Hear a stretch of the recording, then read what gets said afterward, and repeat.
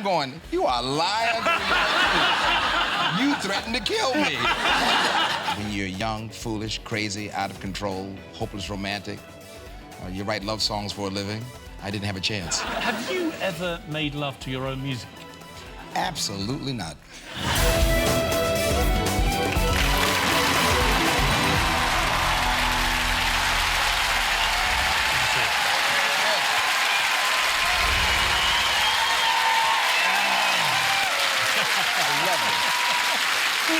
Oh, my God.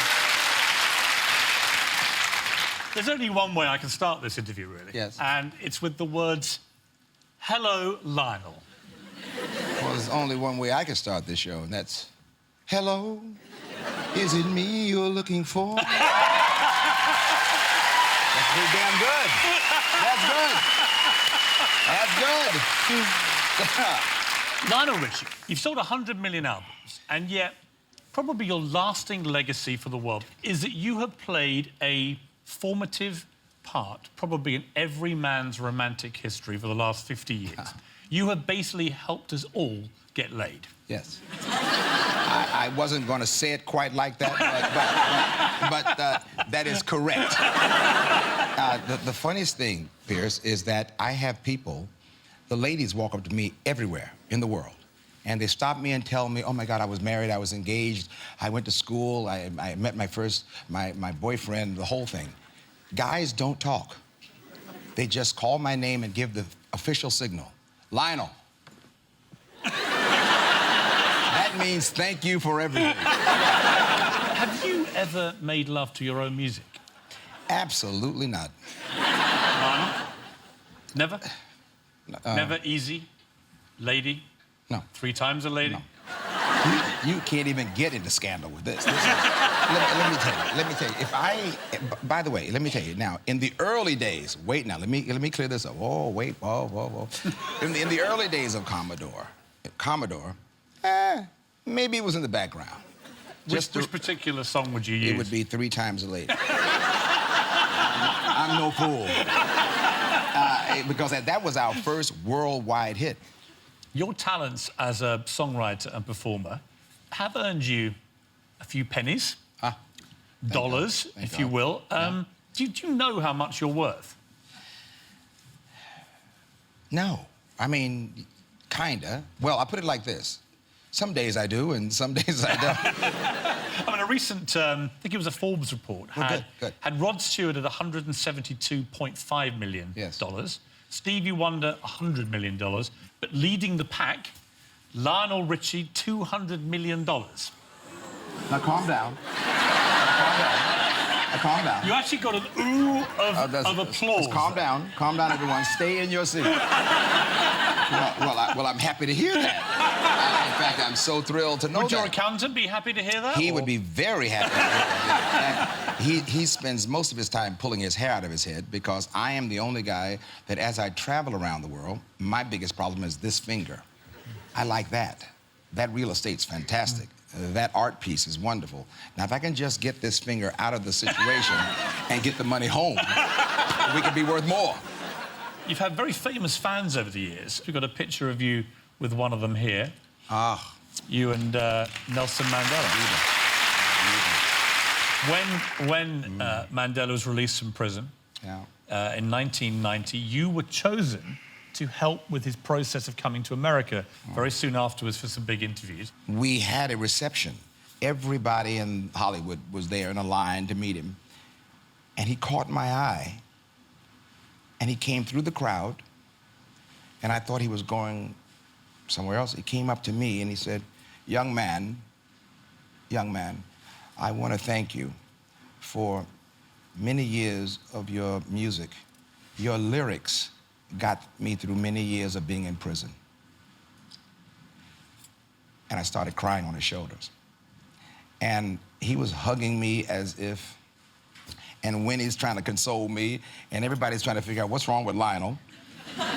But it was one of the most... That must have been the greatest accolade you could ever... I cannot tell you. I get teary-eyed thinking about it now because I was so not ready for that. Of all the things, to spend that much time in prison and for him to know my work and my words, and it was just one of those very touching moments. How did it happen that you came to adopt it? Tell me about the process. I went to a Prince concert, and there on the stage in the middle of the Prince concert was a 4-year-old kid playing a tambourine. So I went backstage, and I knew the mother, and I knew the father, and of course they were having difficulties with their relationship. And I said, well, while you all are having this difficulty, the kid is sitting out here in limbo. So I tell you what I'll do. Just put the kid in my house until the tour is over with, and then we'll sort this out later.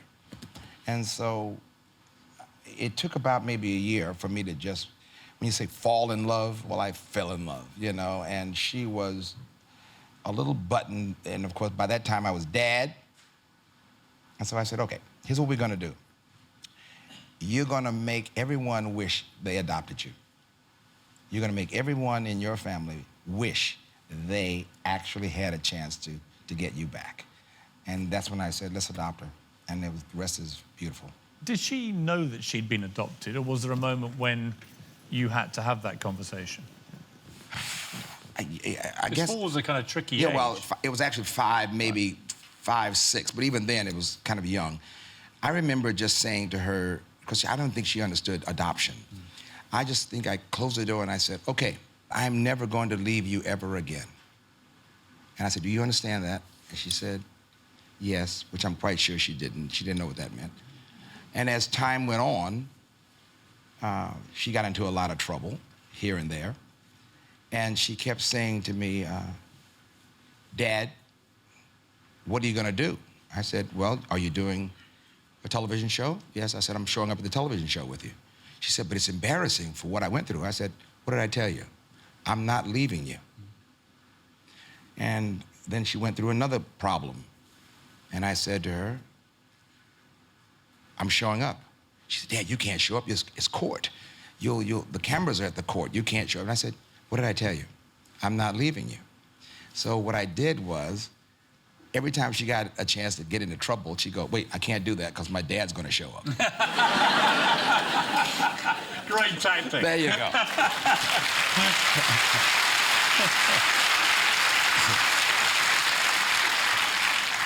Now, there's one song, as we saw on the video there, that everybody really views as your signature song, Hello. The video itself is as famous almost as the song. What happened to the hideous sculpture of your head? I tried to get rid of it as soon as possible. not realizing, Piers, that if I had just hung on to it and fired it, it would be the most valuable piece ever on the planet. But you have to understand, all I kept thinking was, the chin is down here, the head's this big out here, the mustache goes. I said, oh my God, we gotta get rid of this thing. So I remember just abandoning it over on the side somewhere. Now, a priceless rock artifact. Do you understand? I could be worth millions. but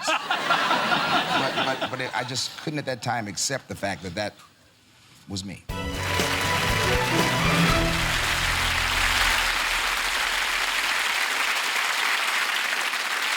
Let's go back to the beginning. Good. You were born Lionel Brockman Richie Jr. in Tuskegee, Alabama in 1949. Your father, Lionel Sr., was a systems analyst at the local university. Your mother was a school teacher, and you have a younger sister, Deborah. Obviously, a very difficult area to grow up as a young black boy, but was it that difficult for you personally and your family? We didn't know anything about racism. We didn't realize that we were in the bubble. Every other person I knew was doctor, lawyer, PhD, you name it. And it was a very strange town because exactly 2.5 minutes outside of the city limits of Tuskegee, you were in Klan country. But we stayed on this university campus. What we didn't know was our parents. Every time the Klan would drive through town, they put us to bed early. So we never saw it. So you were protected, really? Totally in the bubble. You know, like a bubble, yeah. And I kept saying to my mom and dad as I got older, why didn't you want us to see it? They said, because we didn't want to put any limitations on you whatsoever. We didn't want you to even know about it. When you were 9 years old, you had your first direct encounter with racism when your father took you to Montgomery, a local town. Tell me what happened. What happened was we were in Montgomery, and I couldn't read the signs. The sign was up here, white only, black only. No, colored. And I didn't see the sign, and I ran up and just went to the water fountain. Well, as I came back from the water fountain, these 4 guys came and they were harassing my dad, and I kept... They were white. They're white. And I kept thinking to myself, these guys better really calm down because my dad's going to kick their ass. Because, you know, I know Dad. He's a military guy, and he takes no mess. And Dad didn't say a word. And it bothered me from 9 years old until 22. And I remember saying to my dad one day, why didn't you kick their ass? You turned and cowardly walked away. And he had the greatest line ever. He said, I had a choice that day of either being a man or your father. I knew that if I fought them, they would kill me. And I chose to be your dad.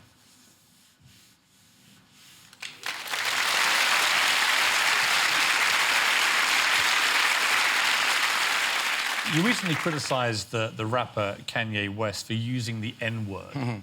And it's a debate that's raged a lot in America in particular. Why do you feel that the N-word should be completely expunged? I went through a generation of people.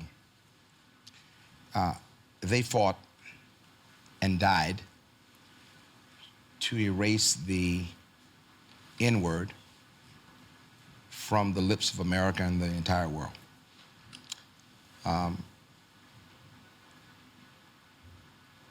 And then one day I woke up and said, enough is enough. We have got to learn the history of our being.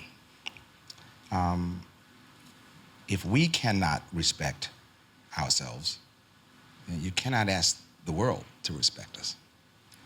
And it was at some point I had to just wake up one morning and say, guys, we've got to change this equation. There's a statement that we were using back when I was growing up. I'm black and I'm proud. And my dad couldn't accept the word black, because even then he was saying, I fought because you called me black. But to bring the N-word back from slavery, to bring the N-word back from all of the, you know, and making it a pop phrase, it's a pop phrase. We're teaching the world to say it properly. Is unacceptable. And so I think it's time that we step up to the plate and go, guys, you know, if you missed that education, then let me give you the education that goes along with this. You were at university studying economics, but decided to quit and join the Commodores full-time when you were in your final year. That must have gone down really well with your parents. That was really spectacular. I show up with Ronald LaPred, who's on the tape, and an afro this size. And my father had the greatest line. He said, well, he said, you have 2 or more kids for the idiot factor. He said, so we've now identified the idiot. So all the money goes to your sister. But then here's what happens. 2 years later, exactly, they deposited $1,300,000 in my checking account. And Barbara Walters is now there in Tuskegee. The American TV. Exactly, yeah, that's right, I forgot I'm up here in Britain. Barbara is now interviewing me, and my father said, he's in the interview, it's the role of a parent to stand firmly behind the child in whatever his endeavors may be. And I'm going, you are lying. You threatened to kill me. What are you doing? And it was probably one of the greatest thrills of my life to tell my parents, I told you so. Did your dad accept he'd been wrong? Not really. but I will tell you a funny story. Okay, so now, this is a true story. We're waiting for the big checks to come, the Commodores. And Ronald received his check, Tommy received his check, and I kept asking my mom and dad, I'm looking for a check. Just gonna come? Dad, have you seen it? No, son, haven't. Mom, have you seen it? No, haven't seen it. Okay. It's a week.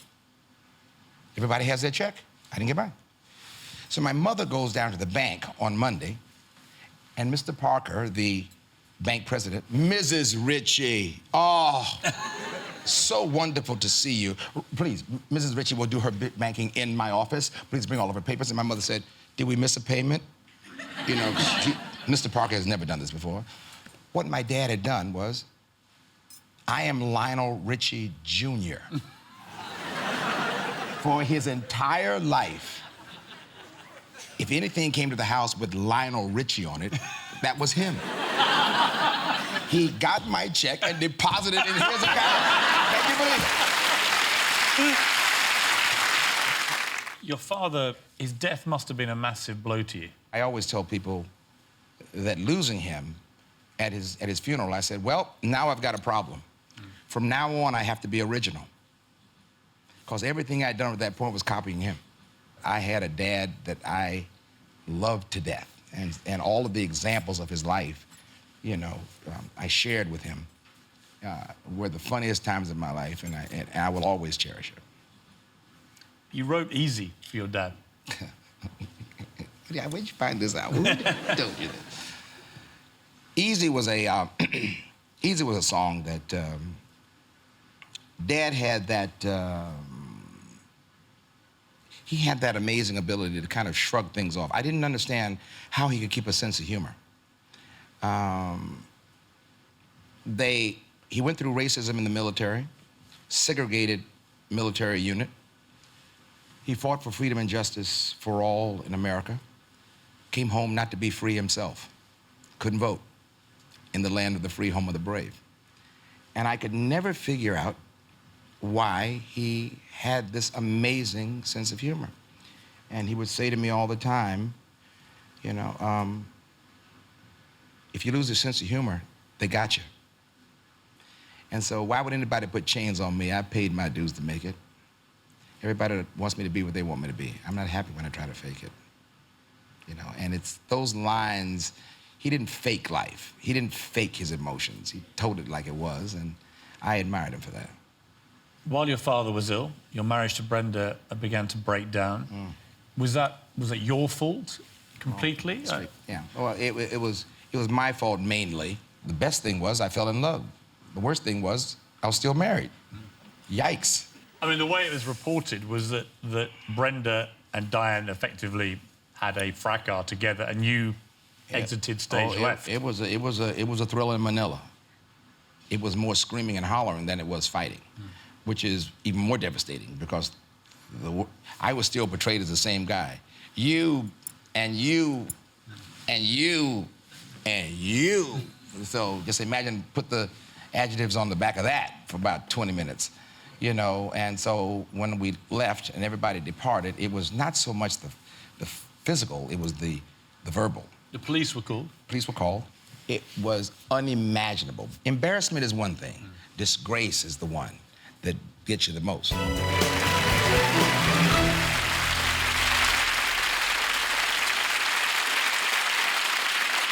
In the decades that you've been on a stage looking at a crowd full of beautiful women, very popular with the ladies. It's a very tough job. And you see them mouthing, hello, is it me you're looking for? Yes. How many times have you thought yes and seen them later? Well, I can answer that question for you. No, it's a fair question. When you're 19, the answer is, see me after the show. Ah, my friend, then you turn 60. And you find yourself going, how are you? Good to see you. Fine. Lovely people. Have you ever mentally computed the total? No. I try as much as possible to forget. Would it be 2 figures, 3 figures, 4 figures, or possibly 5 figures? She's going, save yourself, Lionel, save yourself. I understand. The answer is, I'm a quiet boy, and I've tried to help as many women as I could.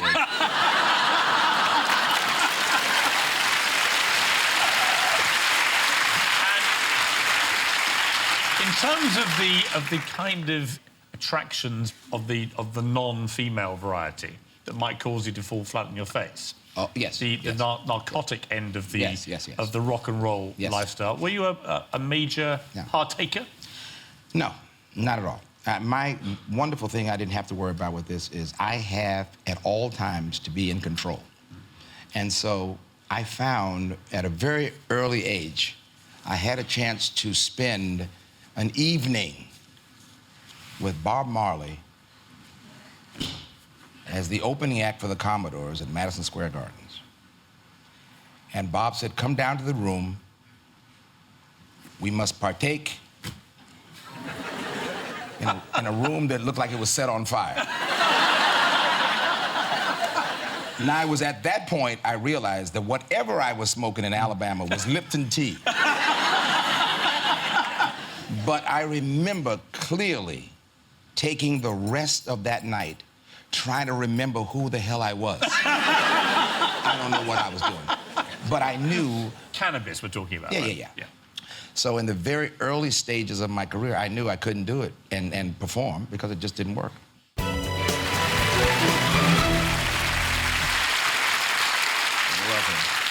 If you had your time again, knowing the price you would have to pay, would you have stayed with Brenda and been a good boy?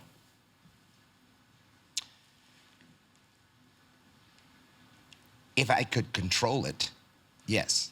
But when you're young, foolish, crazy, out of control, hopeless romantic, you write love songs for a living, you fall in love at a whim, I didn't have a chance. Why do you think your second marriage broke down? I made a promise that I would not go back to work.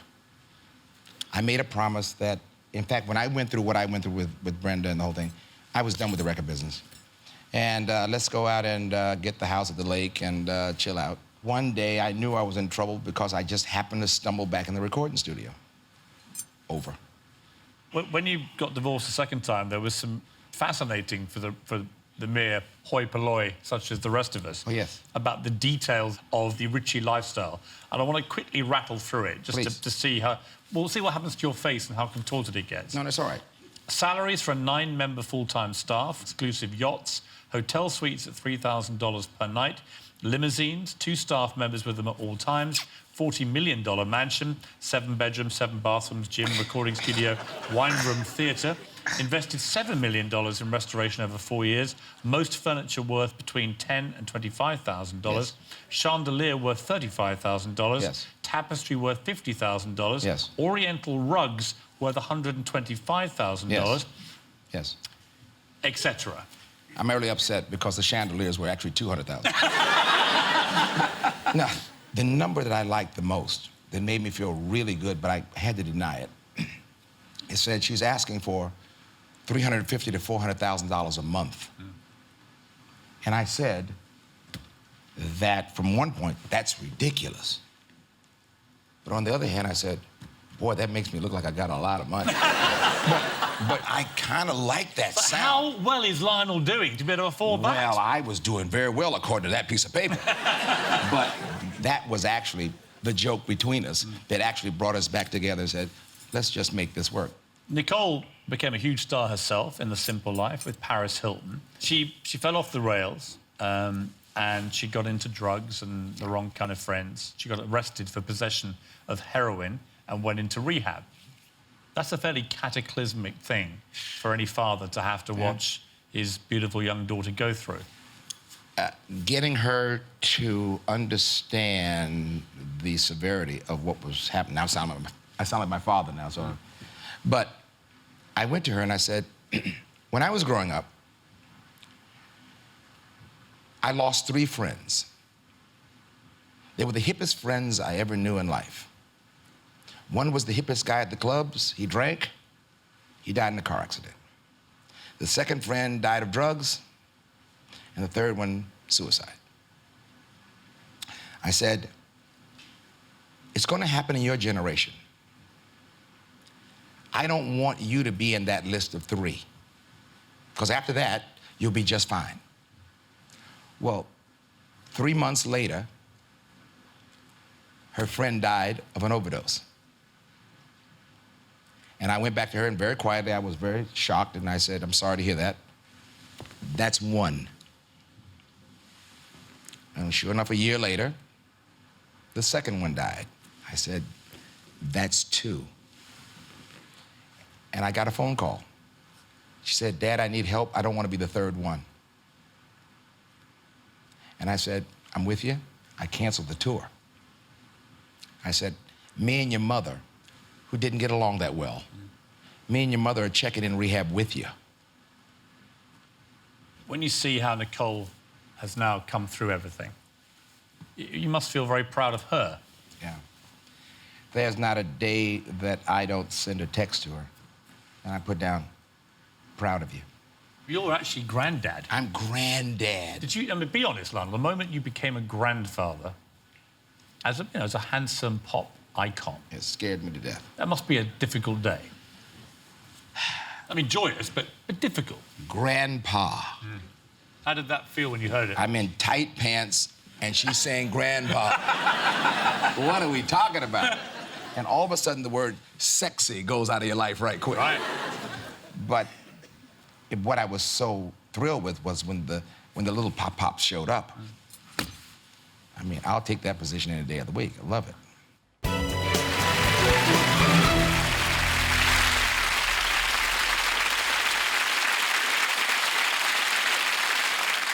Has your music always been the one true constant love, do you think, of your life? Yes.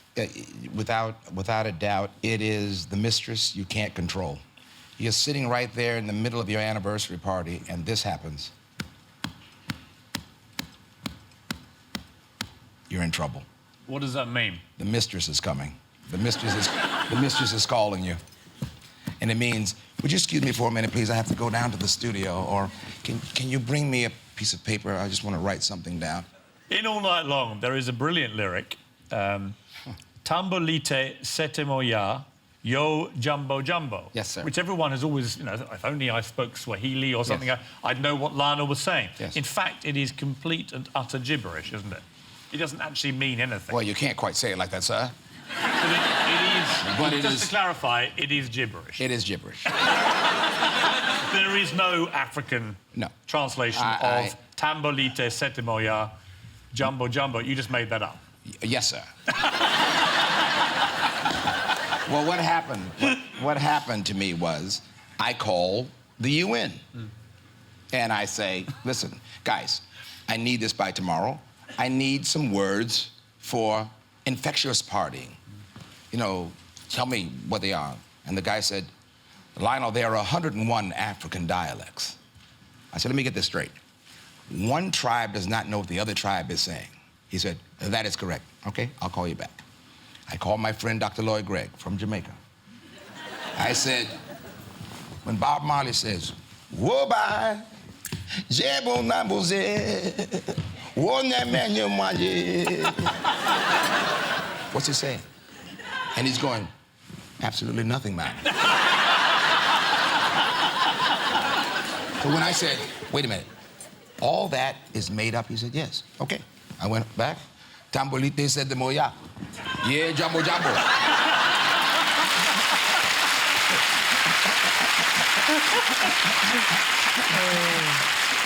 OK, apologies for my choice of words, but Lionel, you've been performing for 45 years, but you're still dancing on the ceiling all night long.